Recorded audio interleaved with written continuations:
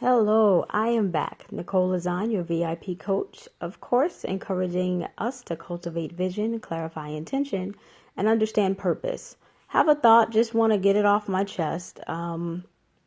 Thinking a lot about support and want to talk about friends and fans. Sometimes people show up in your life and they want to be friends, but really they're fans. And there's a difference between friends and fans. Fans want to receive something from you. Fans, the connection that you have with a fan is about how you make that fan feel. I'm a fan of artists and I'm a fan of different arts. And when I go to a concert or a venue and I experience that person's talent, gift, I want to feel good. I want them to give me a show. I paid my money and I definitely want to get something from it. That's a fan. So understand that if you're dealing with someone, welcome if you've joined, if you're dealing with someone whose interaction with you is primarily about how you make them feel, their place in your life is probably a fan.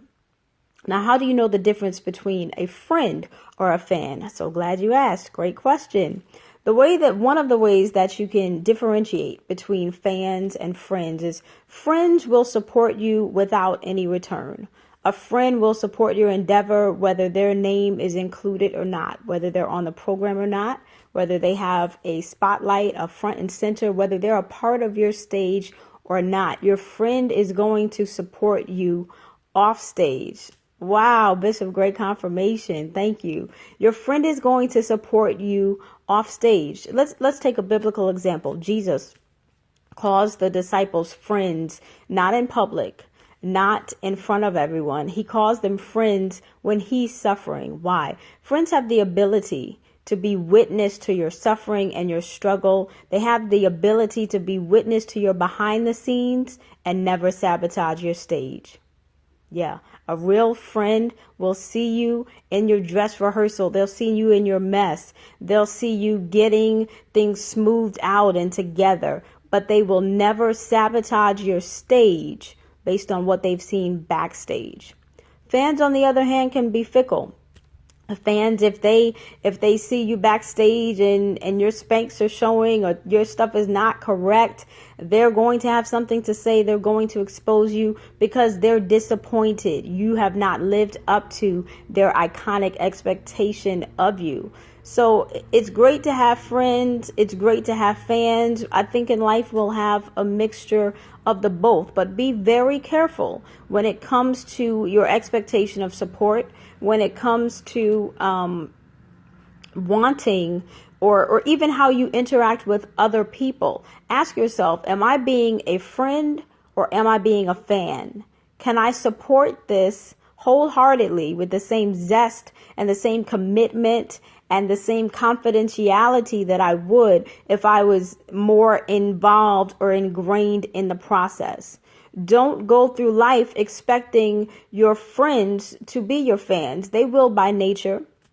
But there are some endeavors and some things that I do that my friends don't necessarily, they don't not support it. It's just not their thing. I don't like golf. I have friends who love golf. So when they golf, I'm not going to sit out there for 18 holes. I'll text you. I'll check in with you after the match and hope that it goes well. But that's just not my thing. Friends show up for you off stage.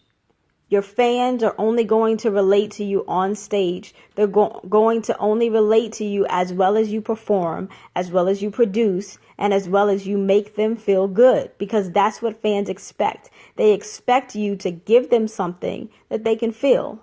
But friends are going to check in with you once you lay your mask down, once the facade is over, once the makeup's done, once you're out of costume. Friends are able to handle the vulnerability of preparation. They're able to see the behind the scenes stuff. They see you in dress rehearsal when your voice is cracking. They see you when you're trying to pull it together. They see you agonizing over the budget, but nothing that a friend sees behind the scenes will cause them to sabotage your stage. Why? Because friends operate in a different level of integrity. So if you're offended, if someone has offended you, if you're upset because people don't show up, there's a lot of talk about showing up. And I say, listen, don't wait for people to clap for you. You have two hands. Clap for yourself. Clap for yourself. If you know that you're living in purpose and what you're doing is going to glorify God, it's going to better others, then clap for yourself. Sometimes people catch on later. Sometimes people don't catch on at all. That's not your struggle. You have a responsibility to fulfill your purpose. You have a responsibility to be who God called you to be. And you have to be that whether friends or fans show up or not. So remember, you may not have a lot of fans. You don't need fans. What you need in life is friends. You need people who can handle you, all of you, the human parts of you, the messed up, jacked up parts of you, the parts of you that you don't want your friends to see. You need people who can see you in a real space and support you in that space.